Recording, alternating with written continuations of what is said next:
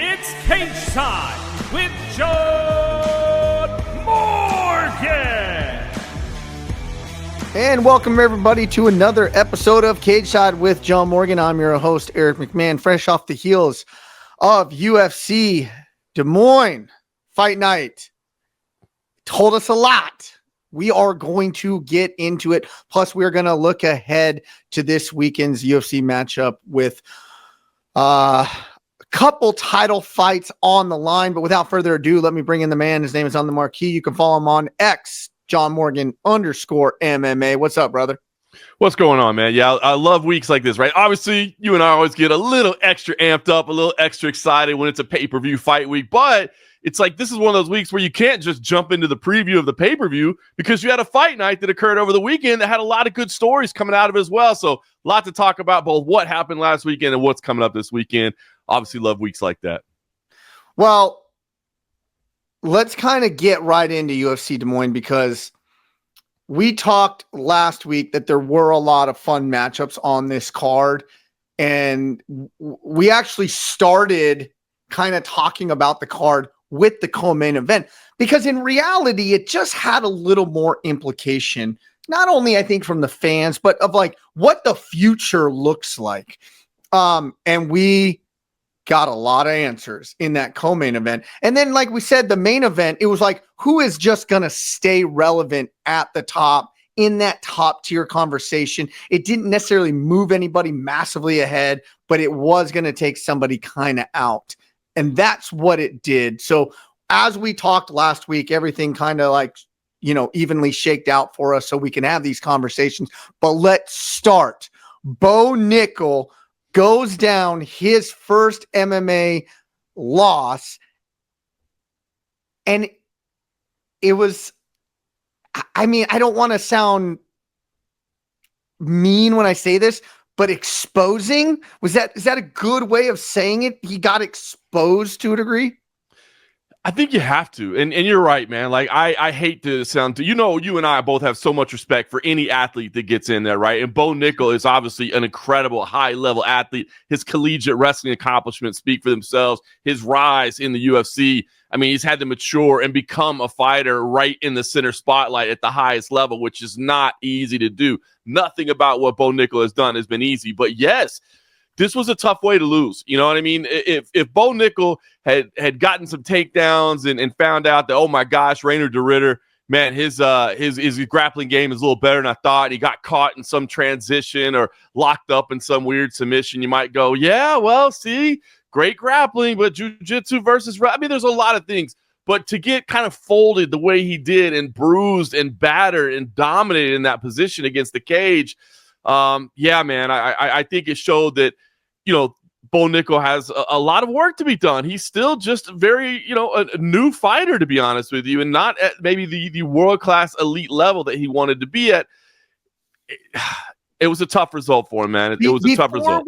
Before we get into the deficiencies that we saw out of Bo Nickal, I want you, like you probably even more than me, know the history of Reinier de Ridder. Yeah. This guy ain't no bum. He's no 13th ranked or 11th ranked fighter in the UFC. This guy, you know, coming out of Ryzen or One or wherever overseas where he made his name, only 2 losses in a wild matchup, by the way. He is good as hell. Yeah, he really is. I think that's what made this challenging. If you are somebody, and I get it, the majority of MMA fans only see the UFC. It's the leading brand in the space, and I understand. If you live in the space, you're a hardcore, you work in it, you watch the other organizations as well, and you're more familiar with Reinier de Ridder. And if you were familiar with him, and if you want to call him RDR, he's always cool with that easy. You know, it's a little tough to say sometimes.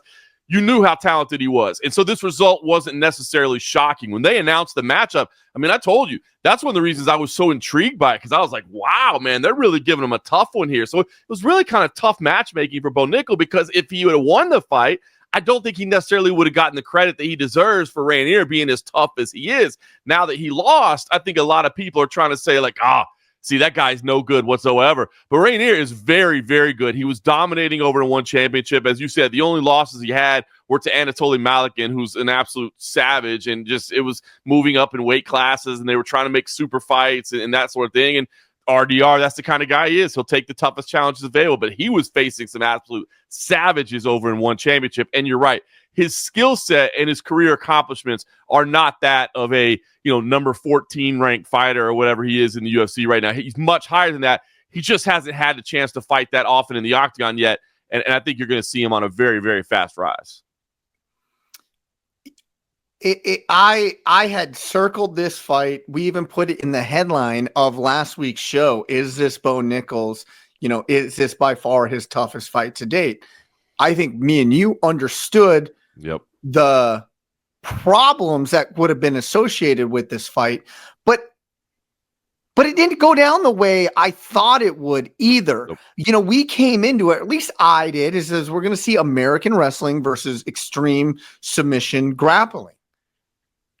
And we only saw that in one exchange where, RDR got taken down, switched positions, and was able.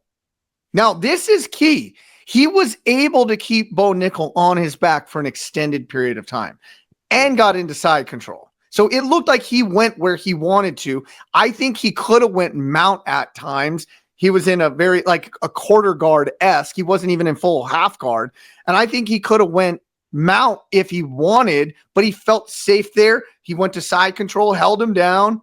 What say you on that? We'll get into the striking in a bit, but it didn't go down the way we thought it was to a degree. No, it did not go the way I thought it would at all. I thought that exchange is what we'd be seeing a lot of in the fight. And I knew that was problematic. I mean, RDR has the ability to hit those sweeps. He has the ability to get the dominant positions. He has the ability to submit off of his back as well. And so I was intrigued because I wanted to see the fight take place there. I expected to see the fight take place there. But just in that little exchange that we saw, I think you saw that had it been there, Bo could have gotten finished there as well. RDR is very, very good on the ground, and he showed those skills that he had. And that's where I thought the rest of the fight would take place. But as you alluded to, it did not. Well, I think it's telling that RDR had no fear in any position in this fight.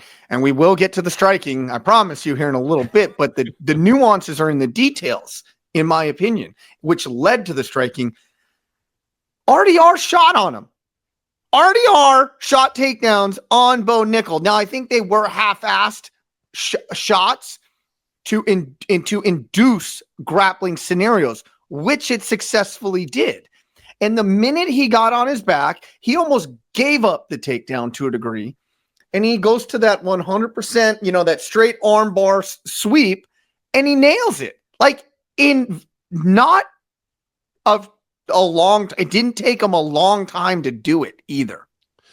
No, and I think exactly what you said is I felt like it was damn near pulling guard, to be honest with you. You know what I'm saying? It was like just it's it started with Royce Gracie. You talk about Damian Maia, master of it as well. Like, hey, let's just initiate the grappling. He doesn't have that beautiful college wrestling shot. You know what I mean? He's basically just trying to get to you safely so that he can start the grappling. And if he happens it up on top to begin, perfect. Or not, he'll basically, as you said, he just kind of gives up the takedown in that particular scenario because he knows once I get here, I will hit that sweep, I will get on top, I will get the dominant position. He had no concern being underneath whatsoever. Looked incredibly comfortable to me. And to me, I thought, oh gosh, this is going to be a long night. We're going to get to see a lot more of this. But I think Bo in that little instance found out, okay, wait a minute. Just because I get the takedown that everybody wants to see me get does not mean that I'm going to be dominating once we get here. Now, to Bo Nickal's full credit, it was a beautiful takedown that he did get. I mean, he grabbed that far side ankle, picked it, ran it, got him taken down, straight into full guard, though. But let's keep it there. Like, he gave it up to get to secure the full guard, right? So round one ends in the grappling exchanges. Bo Nickal does get back up, but Bo Nickal doesn't necessarily attempt any more takedowns because I think in one hand, I think he got a little greedy right off the bat in round one because he came out throwing some haymakers and he was very close to hitting some very big shots on RDR. But now leading into that second, I saw playing out in the second, the same thing I saw on the feet in the first. And it was Bo Nickal pushing him up against the cage, not trying for the takedown anymore, securing a one side underhook, right? And RDR is just protecting the other side underhook while at the same time simultaneously like grabbing the far side arm and just pinning it down to expose the body. And that's the devil in the details here, right? He was almost giving up the underhook. Now, every time Bo Nickal did secure double underhooks, RDR pummeled it out, broke the double underhooks, stayed with one, never even tried to grab him of his own, just secured that far side arm and was holding it out of position just to expose the body. And he hit him with a lot of body shots in that first round, but they paid dividends in the second round, and that's where we got to get to.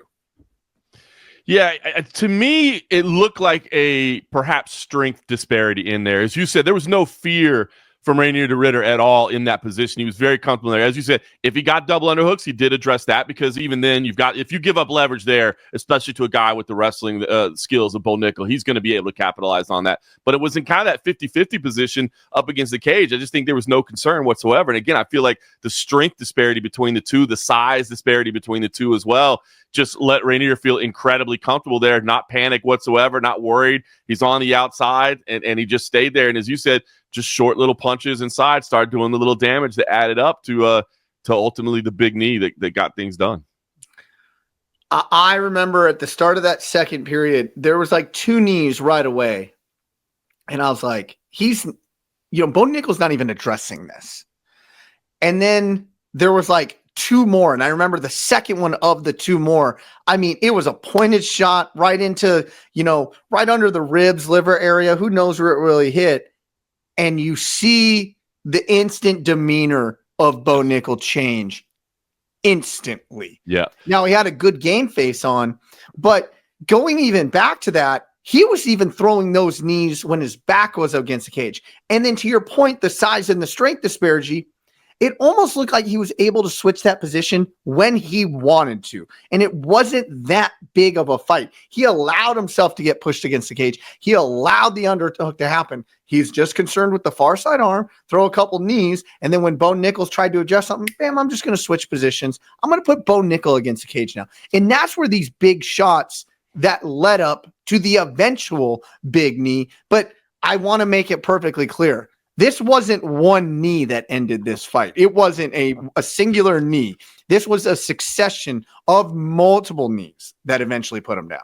Yeah, it was a dominant performance, to be honest with you. I mean, everything that he did, I felt he dominated in all aspects of it. And I'm glad you talked about that demeanor change, because it felt to me like you could see it, like maybe just a little touch of panic, a little bit of, now I understand the levels. Like, now I'm being tested. And, I don't want to say that he froze. I don't want to say that Bo Nickal froze in that particular situation.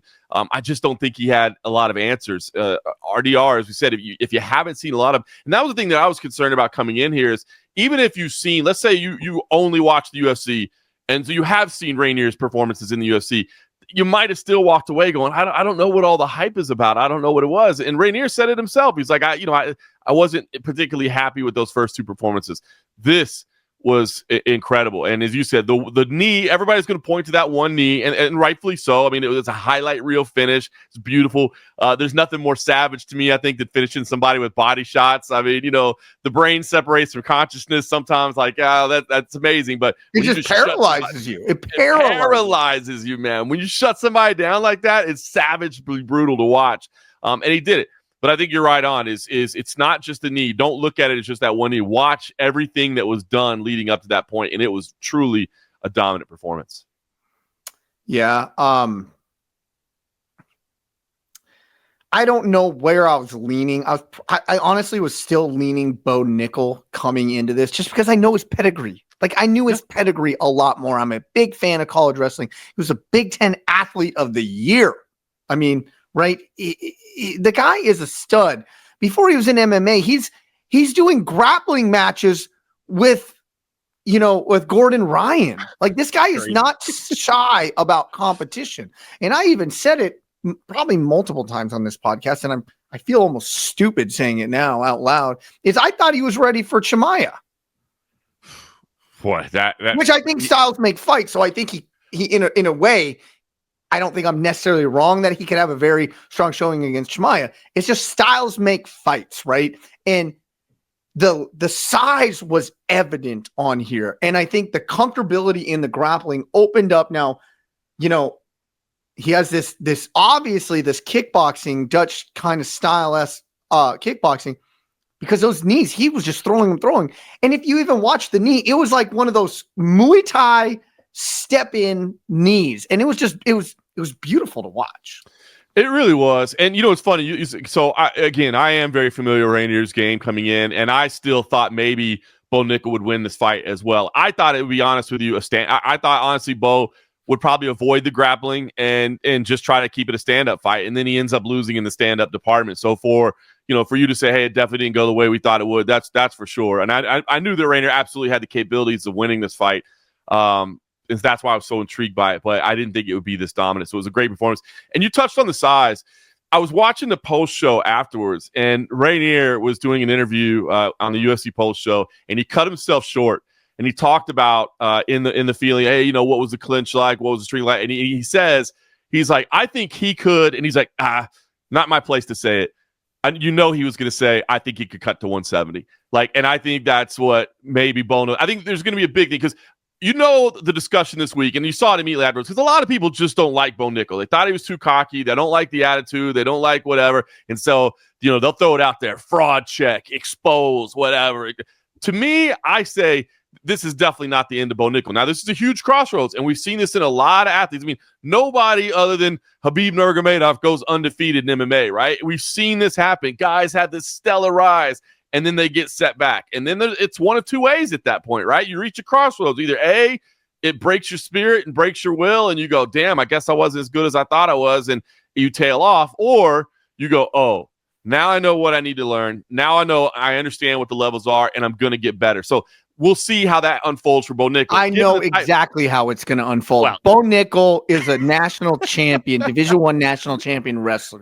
You don't get that way by saying, I'm going to go this way now. I was going to say, I'm pretty sure you and I can pick which path he goes down. I agree with you 100%. But I am interested to see, does he make the decision that, you know what, man, I got to cut to 170. And I don't know how challenging that would be for him at this point in his career and where his body is. He talked about, kind of putting on some bulk and, building up a little bit in this camp. So I don't know, but man, just you could not help. And not that Rainier's like a small middleweight by any stretch. He's a big dude. But just the size discrepancy look like it's going to be problematic for him moving forward. So I'm interested to see if there is any discussion about a change in weight classes. I think there has to be, but I think it's going to be extremely tough. And just through my history of, you can even just look at wrestlers in the UFC. They carry weight different. Like wrestlers' muscles are different. Yeah. They're dense. They're not gaudy, right? They're dense muscles. They're stiff all over, but they're not that completely shredded down wrestlings. I mean, let's look at Henry Cejudo, the highest level wrestler that we've ever had in the UFC.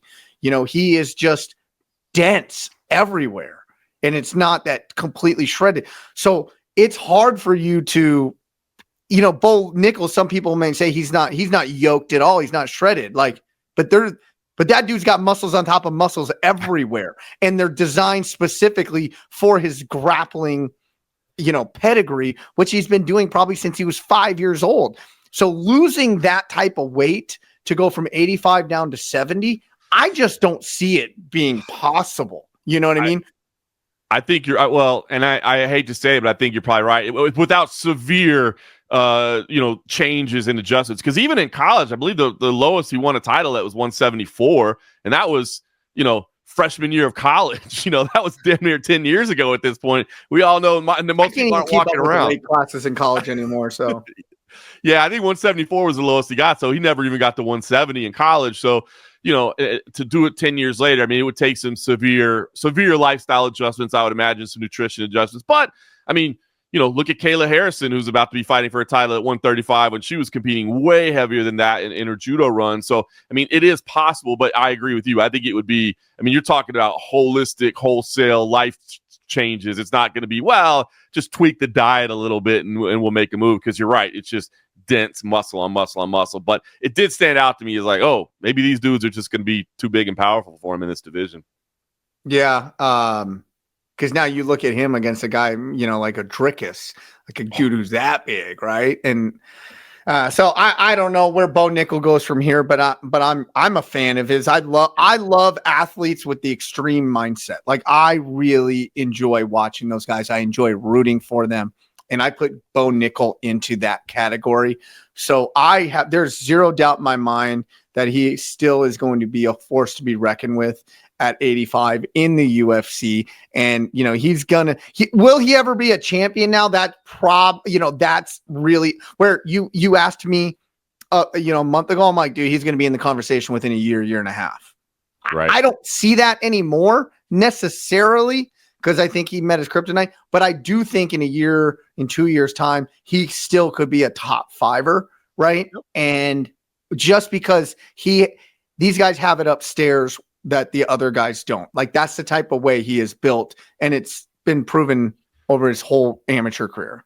I agree. I think people need to realize this will not be the end of Bo Nickal. I know people probably want to, say that this is it. This proves he'll never compete at the high. I disagree. I was just looking. I mean, he's 7-1 in the UFC. Like, I was looking at the next CFFC we have coming up later this month. Right, we've got our featherweight champion is there, Anthony Della, 7-0. I think he deserves to be in the UFC, but he's 7-0, and we're saying I think he deserves to be in the UFC. Bo Nickal was 7-0 coming into this, and people are like, does he deserve to fight for a UFC title, and does he deserve to be facing Khamzat Chimaev? I mean, he's had to mature and grow in the highest spotlight imaginable and with the highest level of expectations. Now, don't get it wrong.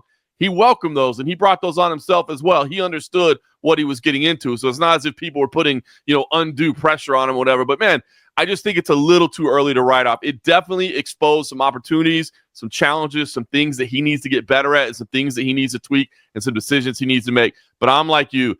This dude is an elite level athlete. What he accomplished in collegiate wrestling is incredible. I do not believe this is the end of Bo Nickal. But I do think he's going to go back to the drawing board, and he's going to look at it of like, it's not either boxing or wrestling / jiu-jitsu. Right. That's, I think, the mistake that was made here. It's I'm either going to use my boxing, or I'm going to take him down and then work for a sub. The gap in that game, why it's called mixed martial arts, is that gap that I think he needs to be filled, that he needs to fill. And there's no doubt in my mind a guy at his competitive level will figure it out. And, it's only a matter of time until he does, in my opinion. And then once he does, hey, now we're going to be talking. He's going to be top 5 in the world. I still believe that. I'm with you. I'm still on the Bo Nickal train. I think there's going to be, again, this is going to, listen, it could go one of two ways. I think we both know the way that we think it's going to go for Bo Nickal. He's just going to drive him to work even harder and make those necessary improvements and adjustments. So I still look forward to a bright future for Bo Nickal. But this was Reinier de Ridder's night. I love the Sean Strickland call out. The call out. That was on my next on my notes. Brilliant. How gorgeous was that? Brilliant, right? I mean, and not even to just call out Sean Strickland, but the way he did it. Like, I just took out your best American wrestler. Give me your best American striker next, and let's go at it. Not just, I want a top 5 and Sean Strickland's there. And the build-up between those two guys would be great, man. I mean, obviously, Sean Strickland, he's going to toss the smack. And Reinier, he kind of enjoys that. Like, he kind of enjoys, pushing and prodding a little bit, too. He's a smart guy. He's sharp. He's not going to trash talk, but he'll have some fun going back and forth. So I think it'd be great build-up. We'll see if the UFC puts it together. I like the idea, though. I like the call-out, and I hope it happens. I love the idea as well. And I actually now, with implication-wise, I'd always been advocating for Izzy to get that Sean Strickland rematch now, but I think this makes more sense now moving forward. And so you have to look at it from a perspective like that. And what is this going to do for Reinier, right? What is this going to do for his career? Is it going to get more eyes on him? Obviously it will, but to what degree, I think, is going to dictate where the matchmaking goes on this. But let's put that in our rearview mirror now. We talked enough about it, and I do want to talk about this main event that was there, Sandhagen versus Deiveson Figueiredo. I had this conversation with somebody earlier in that day where they said, Eric, who do you think is going to win? And I just said, I just think that Figueiredo is going to be a little too much pressure for him. I think he's going to be a little too much aggression for him. I think that, on the ground, he's not going to be exposed like maybe like a Rob Font was on the ground type deal. 100%. I was 100% wrong in that one again. I don't think you've gotten it any more wrong whatsoever. I think it was evident from the first minute that Cory Sandhagen was the supreme fighter in this. Now, we can look at, listen, this was not a freak knee injury either. Okay? So, yes, TKO injury. It was induced by leg entanglements that Cory Sandhagen was not scared of. And he knew what he was doing. That's why when this knee injury happened, he got up and he said something to Deiveson Figueiredo right away saying like, hey, I'm sorry that happened. But it was either I'm going to stay here and just meddle with this like leg entanglements, or I'm going to come up right away because I knew his knee was in danger and I made the decision to advance my career over your knee. And that's what Sandhagen, and listen, that's the game, but we'll get there. But it was evident early, in my opinion, that Sandhagen was the supreme fighter. It was, and I don't necessarily hate your evaluation going in, right? This to me was a different Cory Sandhagen, right? This man had drive, he had purpose, the intensity, I mean, it was just, he's always been that kind of guy, but everything just felt ramped up to a different level. It's like he said, I'm not going to be denied my dream any longer, and I'm going to go own this moment.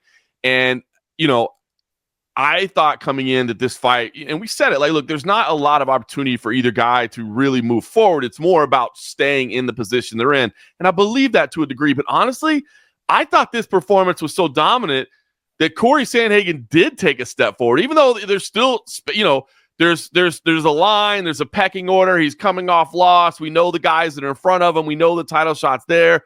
But I mean, if something happens, Cory Sandhagen, I think, really, really made a statement and proved that, hey, I know I had that setback, and I know it may have looked like I was a step below that top tier, but I am still top tier. And I thought it was an amazing performance. And I love, and I love that you hit on it right out of the gate, because I thought that was so important to know about that 50-50 guard and how he used it in the leg entanglement to cause that. And I love what he said to Michael Bisping afterwards. Michael Bisping's like, unfortunate for it to end like that.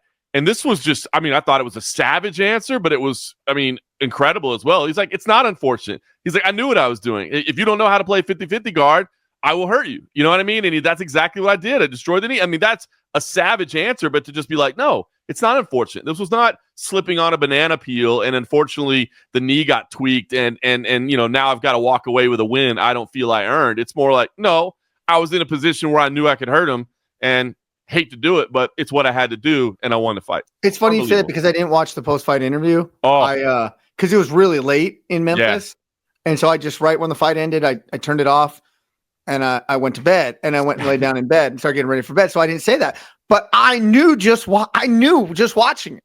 Yep. I knew, like, when he decided to come up like that there was one or two ways this knee could have gone. And if that knee was cleared of the center line, Deiveson would have been okay. Sandhagen knew it wasn't, and he came up with it, and it was. I was excited to talk to you about that, whether you saw the interview or not, as a Brazilian Jiu-Jitsu black belt, and you're understanding that, because I think a lot of people may have thought, if they turned it off, because as you said, it was kind of a late fight night, if they didn't see it as well, or maybe they just saw the highlight, that they would probably think the same thing, right? Like, oh man, well that's unfortunate, man. We got robbed of a good fight. Like, we didn't get robbed of a good fight. Cory Sandhagen came out and looked incredible. I thought his striking looked good. A lot of times, and he talks about that he's evolved a little bit. A lot of the comparisons were made to like Dominic Cruz early in his career, where Dominic Cruz, it's like the movement is almost frantic. Like, there's no pattern to it whatsoever, and that's kind of what he does. But Cory Sandhagen used to have a lot of that, and he's evolved. But here especially, man, it was like he knew, I'm the bigger man. I have the more reach. I'm going to stay right here. I don't need all the lateral movement, because my length and my range management is good enough that I'm just going to peck you apart from the outside. He did exactly that. And then once it got to the grappling, as you said, he saw the opportunity, and he said, look, man, I trained with Ryan Hall, man. I trained with the master of the 50-50. Like, I know exactly what I'm doing in this position. And it was clear to me that Deiveson didn't, and it's not unfortunate. And I thought that, again, it's savage to be like, I just blew that dude's knee out. Sorry, it is what it is. But that's the reality of the game we played. So I was excited to talk to you about that and the understanding of how to manipulate that guard and what Deiveson could have or should have done to avoid that position. So I always say this to people when I'm competition prepping guys, or when I'm comp prepping myself, is you never want to play leg locks, a leg game with somebody who's better than you at it. Okay.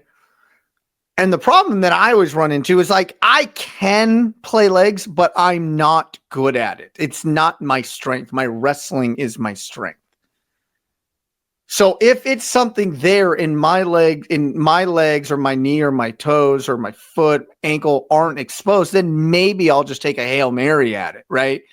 But if I'm in this, 50-50 entanglement, my only motivation is to get out of it. Let's clear my knee line. Then I can sit there for a little bit, but I got to be clear first.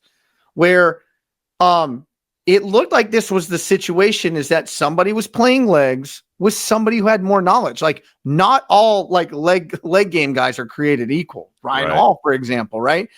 So when Deiveson early on was searching for these heel hooks, he was searching for a knee bar at different points.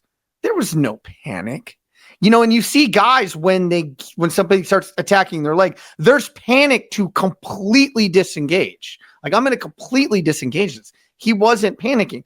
And I even have I don't know. And it may have been Murgliata who, it had to have been Murgliata who just made the official decision. But if I was the ref, I wouldn't have called this a TKO injury. I would have classified it as a verbal submission, right? Because what is the difference in this, in my opinion, as somebody not tapping? Because a lot of times when you get heel hooked, right? Whether it be an outside or inside heel hook, if you get heel hooked, you're yelling in pain faster than you're able to tap. Right. And it's usually a verbal submission. In a weird way, this is just a modified heel hook because the heel hook attacks the knee. Right. And so this was a leg entanglement that Sandhagen knew he came up on to put that strain and that pop on the knee. Okay. And Deiveson Figueiredo yelled out in pain. Yeah. So when the headline reads, TKO injury, that's not representative of what this is, in my opinion. I completely agree. And I will say, and I don't know because this was in Iowa, which doesn't host a lot of events. I've never personally commentated an event in Iowa. The UFC hasn't been there in 25 years. I haven't seen a lot of shows in Iowa, but sometimes some commissions do have certain language in how they call certain things. And so that may have been it, where their commission calls anything via injury a TKO. But you're 100% right. Verbal submission. I mean, you yell out in pain. That's a verbal submission. Great. It was great work from Cory Sandhagen. A great performance all the way around, man. I just thought another dominant performance, man. I thought he looked fantastic, and he proved that, hey, and I love it. He's very realistic as well. It's he gets it. Like, I understand, there's a title fight already happening. There's a couple guys ahead of us that had just beaten me and Deiveson, but I'm here. You know what I mean? Timing matters. And if I'm available and you need somebody, I'll step in. I'll go be a backup. I'll be around. Nobody's going to deny me my dream of being UFC champion. The dude is as smart. His IQ is off the charts. Fight IQ, his work ethic is there. And again, there's some tough matchups at the top of the division for him, but he's going to be around, man. This was spectacular. Yeah, a fun little interesting fight that was on the card earlier was the Yana Santos and Miesha Tate. Is Miesha Tate, this had to have been a farewell fight for her, right? She didn't make an announcement, but I don't know. I mean, this had to be a big setback. I don't think she wants to be just hanging around forever. It's been a while since she's had her hand raised. I think maybe she thought this was a fight that she could win, and she was, she was competitive in it, but no, didn't get the job done. I was wrong all the way around. I don't know how much that she could win too. We'll find out. I mean, she's 38 at this point. She's weird. Cut out for a second. I'll edit that. Oh, good. We're rolling, John. We're rolling. How about that? No, I wouldn't be shocked. I wouldn't be shocked if it is. We'll find out. I thought it was a fight she was going to win. I did too. Yeah, Stylistically, I thought it was a fight she could have won. So, unfortunate. The veterans didn't necessarily win everything, right? Jeremy Stevens didn't get his Cinderella story, but what a fight that was, man. Jeremy, I'm so glad that the UFC added this to the card. I'm so glad he got that hometown walkout, and he went out there and delivered, man. He lost to Mason Jones, but he made Mason Jones think a little bit. He busted him up a little bit, and, credit to Mason Jones. I love the fact that at the end he's like, hey, sorry I didn't fight round 3 like you wanted me to, but, I had to be smart. And so I have no problems with the way Mason Jones fought that final round. But I was glad to see Jeremy, even though he lost. That's just an old school OG that got to have his hometown walkout and got to go throw down in Des Moines. And I love that the UFC added that to the card.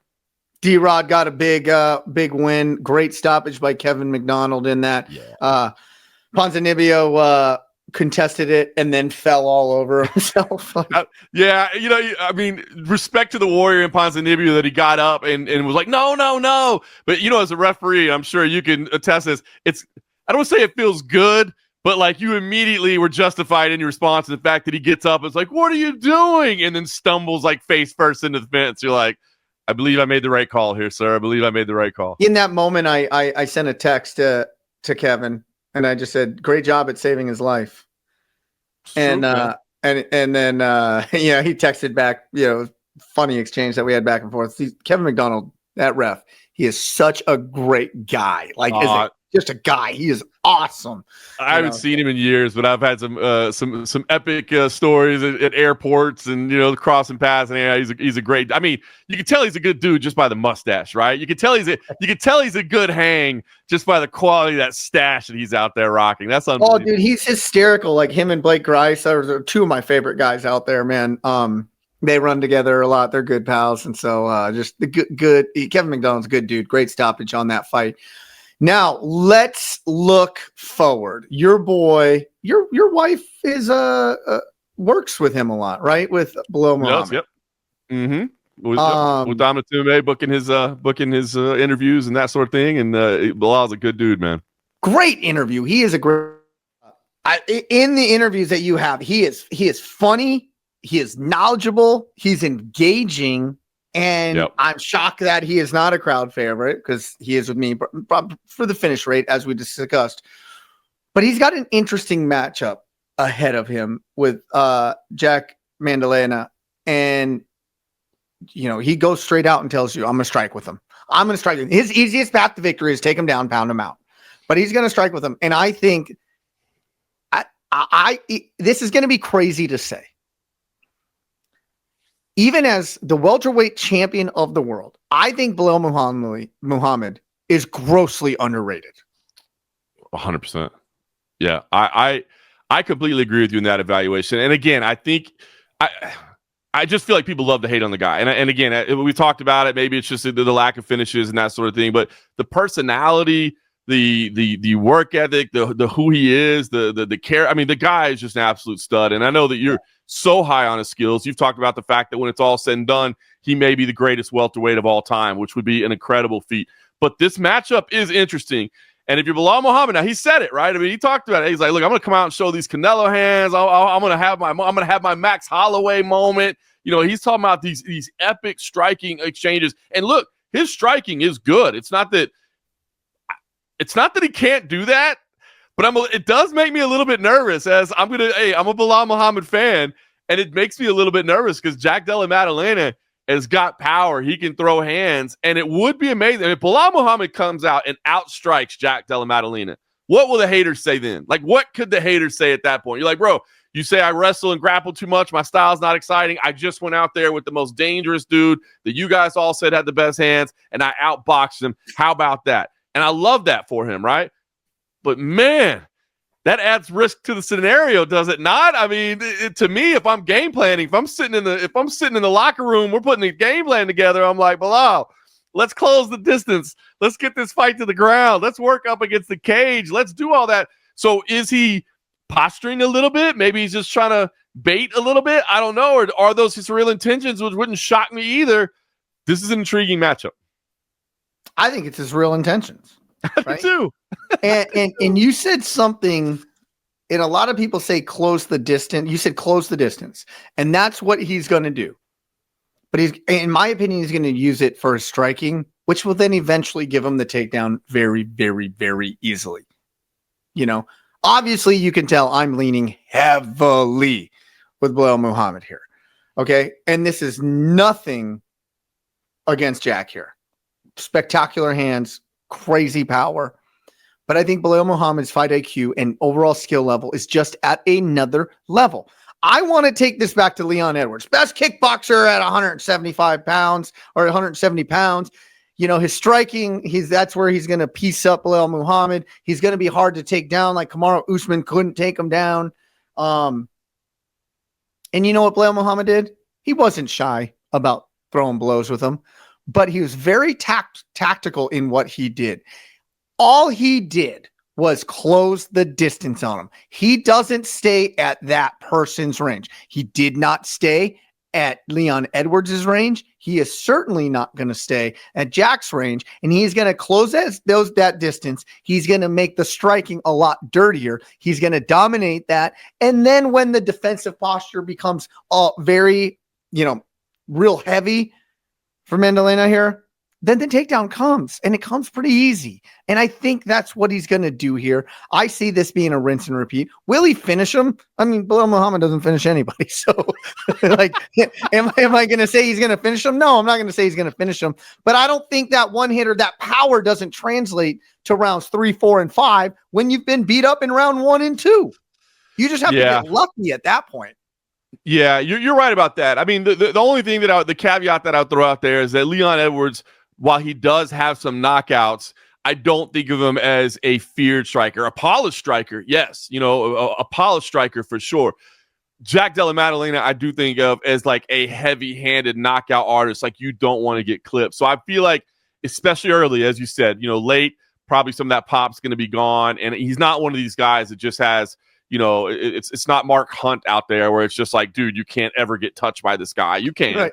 But I do think those early shit, that's where this is the most. I agree with it again, and I said it in the interview with Belal. Like, I don't think it's insulting Jack Della Maddalena to say, if you're evaluating this, Belal Muhammad is the more well-rounded fighter. He should be. I mean, he's the champion. He's been around longer. He's been fighting at the highest level for longer. He's got more experience. He's got incredible camp around him. He is the more well-rounded fighter. So I don't think it's wrong to lean in that direction. I just will say I'm going to be nervous early on because Jack Della Maddalena does have some power in those hands. And if he connects early, those 4-ounce gloves, man, anything can happen, right? So those would be the early part. That to me is where the danger is, where it's just you have to be on high alert if you're Belal Muhammad. I brought this up when he fought Leon Edwards and won his title over in England at 5 a.m. But he had this little trick that he kept on pulling, and Mike Beltran never really stopped it, so he just kept on doing it. Beltran would always say, Belal, are you ready? Every round, are you ready? Then he would turn to Leon Edwards, the champion. Are you ready? And Belal would already start walking. So he's 2/3 of the way across the cage by the time Beltran said fight. Did you remember catching that? But that was how smart he was. He's like, hey, listen, then you ain't cheating, you ain't trying. You know what I mean? And and he closed that distance before Leon could ever dictate his range first. Now, I'm not saying he's going to get away with that same move again, but he's masterful at closing the distance and getting into his range. Yeah, he really is. And he's incredibly smart, man. He studies everybody in the division. Like, he breaks down everybody. I mean, he's very, very knowledgeable. It's not like he's, it makes me nervous sometimes when guys are like, I don't really watch tape. I just leave that to my coaches and they tell me what to do. I'm like, you don't want to know a little bit of tendencies? Like, the coaches can tell you, but don't you want to visually recognize like patterns that you've seen, that you've established? Belal is so studious. He's going to know what to expect, even though Jack Della Maddalena is, a bit of more of a newcomer. I mean, he's only been in the promotion for 3 years at this point. So, but he's going to be well prepared. I know he has respect for him. He understands what he's facing. So I do think this is Belal Muhammad's fight to win. The line kind of indicates that as well. He opened as a significant favorite. He's remained there. Around minus 250, I believe, 230. Depending on where you are, I'll take that down 220. But it was started at 230. It went up to around 250. Now it's being bet down to 220. So a little bit of money coming down Jack Della Maddalena. And I get that. I mean, A, he's going to have a fan base behind him in the Australian fan base. And B, if you're looking for a dog, he's the kind of guy that can finish a fight, right? Because he does have kind of finishing power. Like, he could lose a couple rounds and still win it. And again, I think public sentiment is unfortunately usually against Belal Muhammad. So all that probably factors into the line movement. But I do think Belal's the better overall fighter. Doesn't mean it's a given. Anything can happen in the sport. But I do think, this is a fight that he can and should win. Before we wrap up, let's talk about the co-main event here. Shevchenko, Firot. a lot of people have been looking at Firot. Do I say that correctly? Manon Firot, yeah. I mean, you don't say it the way she says it. When she says her own name in French, yeah, it's pretty amazing. But in the Englishized version of it, we can accept it's Manon Firot. I think this is a ripe for an upset. I'm not saying it's going to happen, but timing is everything. I mean, we look at Shevchenko on the back, definitely the back end of her career. Firot, who not a lot of people like, a lot of people have been pegging her for a while as like the girl, right? Yep. The lady coming up.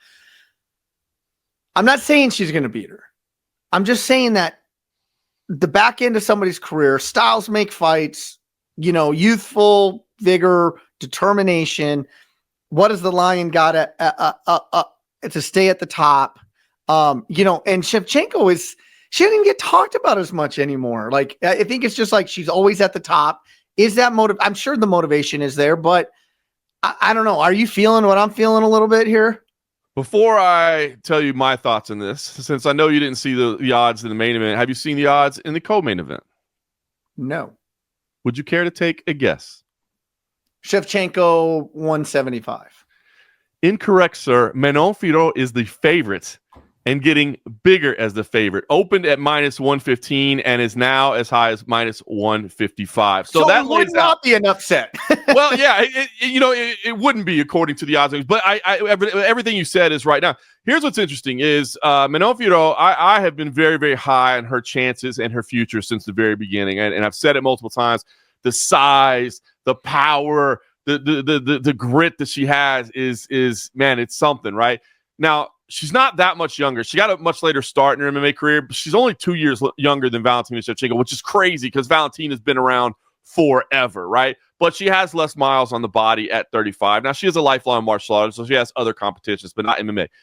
I still think overall in the grand scheme of things, even though the betting line doesn't say it would be considered, I think, an upset. I mean, Valentina Shevchenko is widely regarded as one of the greatest of all time, and rightfully so. She is amazing. Everything she does is technically perfect. Everything she does is so sound. She is the definition of a martial artist. She trains every day. She is unbelievable. I mean, to me, she is definitely on the Mount Rushmore, if you will, of women's MMA. I mean, she's in the discussion of the greatest. But I'm with you, and I was actually surprised. I had not seen the odds until this morning myself, and I was a bit surprised to see that there was that much public sentiment in her that she is the favorite right now. Now, is that is that because of the Alexa Grasso series? I would imagine so, right? The loss and the draw, did that take away some of the shine? It did, but let's not forget how dominant the performance was. So if Valentina was to go out there and outclass Manon Firot and show the world that, hey, she's a talented martial artist, but she's not me. She hasn't been at this level that I've been. She hasn't been where I have for the last decade plus. It would not shock me because Valentina is that good. But I agree with you. This feels like one of those moments where it might just be Manon's moment. Beautiful matchmaking as well. She speaks French. They're in Montreal, Quebec, where, so she'll have some French-speaking audience behind her as well, which is kind of cool. Like, it feels like that moment. Manon has committed herself to this. She is a savage. She's dangerous. I am very, very, very intrigued by this fight. And I got to say, there were a lot of Valentina Shevchenko fights where I wasn't that intrigued. I wouldn't say I wasn't that intrigued, but I almost looked at it as, hey, we get a chance this weekend to watch Valentina Shevchenko fight, right? But I wasn't thinking, and she might lose her belt. You know what I mean? No disrespect to some of the previous contenders that she defended against, but I kind of went into the fight, as most people did, going, these other girls are good, but Valentina's just a cut above. I don't have that. I feel like Valentina is going to be in for the fight of her life in this matchup. I'm excited for it. It wouldn't shock me if it goes either way, but if I was picking right now, I think I'd pick Firot to take home the belt. I don't know if I can pick against Shevchenko, though. It's hard, though. I know. Yeah, I mean, but that's why. I mean, it shocks me that it's at what minus 175 for minus 155 right now. Yeah, 55. Even that. I mean, that's what's that? Your odds would be 70% at that point.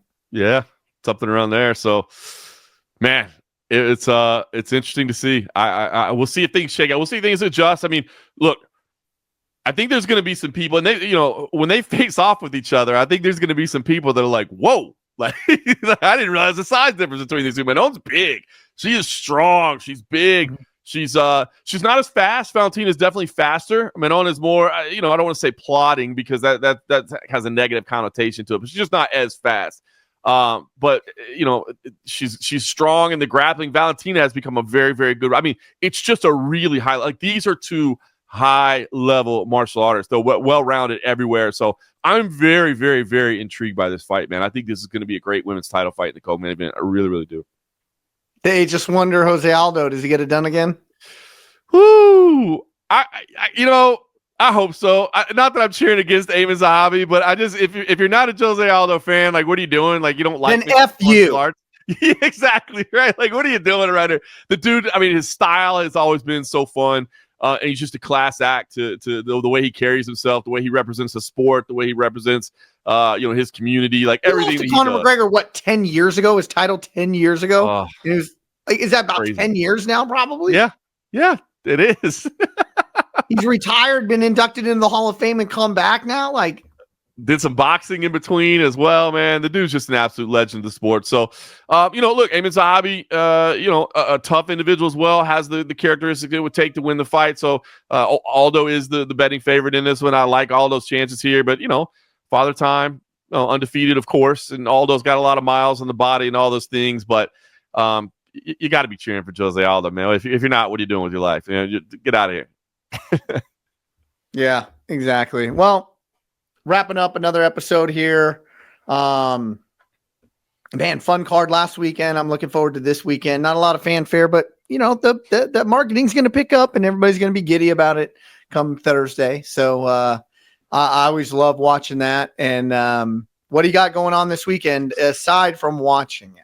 I will definitely watch it. I'm excited for this. It's my son's birthday is May the 12th, so it'll be the next Monday. But we're celebrating this weekend, and my mom, my dad, my stepmom, they're all flying in town because my kids are turning 13 years old, so they wanted to come celebrate. And we got some surprises planned and some parties planned and some things along the way. So looking forward to a big family weekend. I think it's going to be fun. I think for the pay-per-view, I think we're just going to cook out around the house and have everybody kind of hang out and watch the fights. My mom's become a fight fan over time just because, she always wanted to know what's going on in my life and how do I keep up with them. So she would watch the fights. I think she originally just started watching the fights just to try to catch glimpses of me on press row. And ultimately it kind of made her a fan because she started learning about the personalities and all that. Meanwhile, my dad watches a lot of fights too, especially CFFC, of course, but he watches UFC, but he doesn't normally buy the pay-per-views, because obviously if you're not a hardcore fan, you're not going to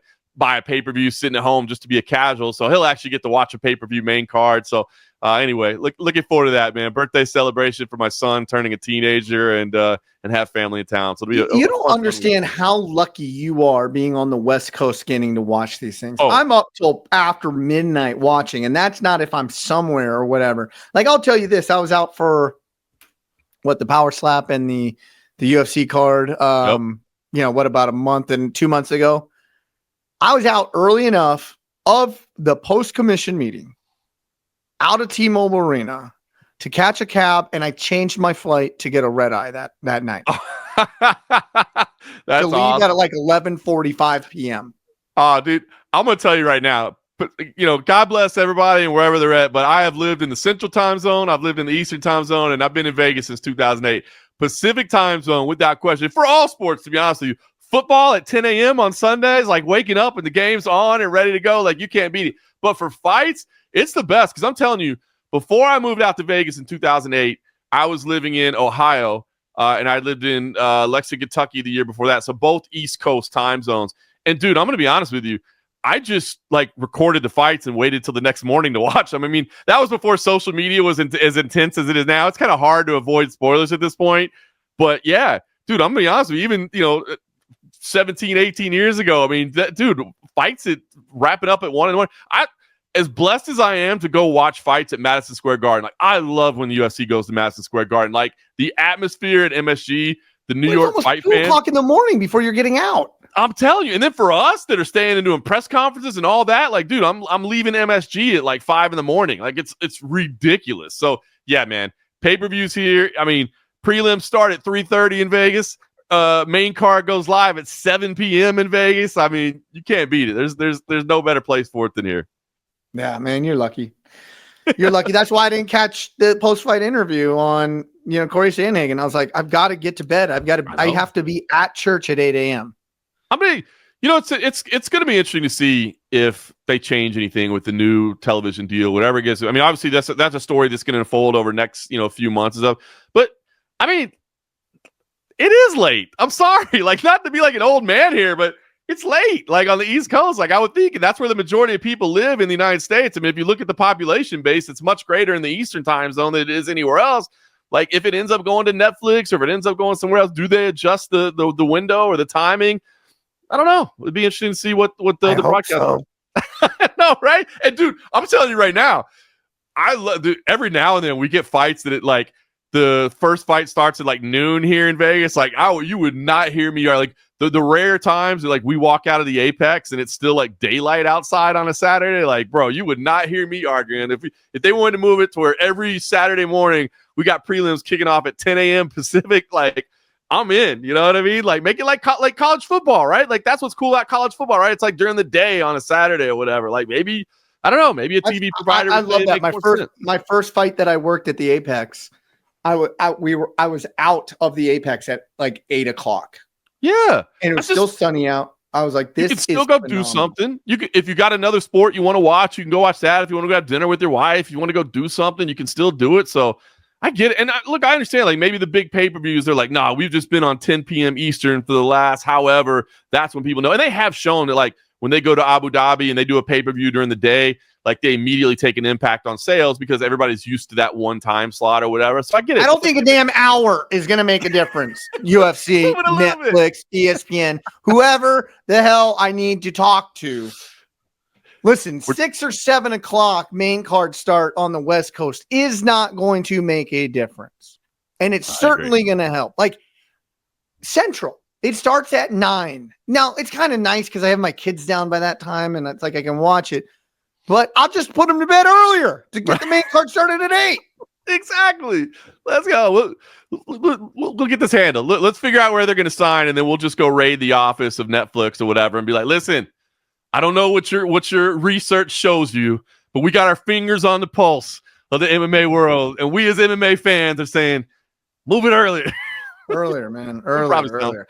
Well, with that being said, we got way off topic, but that's what we do here. We don't even prepare. We just let it go where it goes. But for all that, for John Morgan, I'm Eric McMahon. Enjoy the fights.